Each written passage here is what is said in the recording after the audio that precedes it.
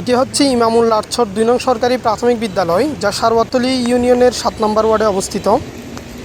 স্কুলটি এখনও নির্মাণাধীন, নির্মাণ কাজ প্রায় শেষের দিকে। এই স্কুলের পিছনে রয়েছে খাল এবং সেখানে রিটার্নিং ওয়াল দেওয়া হলেও এটা অনেক পুরনো রিটার্নিং ওয়াল ছিল। পরবর্তীতে স্কুল নির্মাণের সময়ে এটি সামান্য সংস্কার করা হয়, কিন্তু সংস্কারেও এই রিটার্নিং ওয়াল টিকেনি, এটি ধসে পড়েছে বৃষ্টিতে। গত 2 দিনের ভারী বৃষ্টিতে এই রিটার্নিং ওয়ালটি ধসে পড়ে এবং স্কুলের জন্য ঝুঁকি সৃষ্টি করে।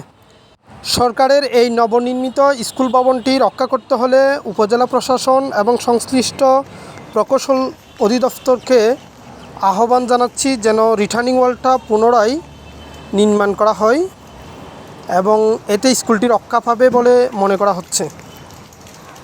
আসলে নির্মাণ কাজের ত্রুটি এবং বলা যায় পুরনো রিটার্নিং ওয়ালের মান ভালো না থাকায় নতুন নির্মিত স্কুল ভবনের সময় পাইলিংয়ে এই রিটার্নিং ওয়ালটি দুর্বল হয়ে পড়ে এবং পরবর্তীতে ফলস্বরূপ বৃষ্টিতে ওয়ালটি ধসে পড়ে।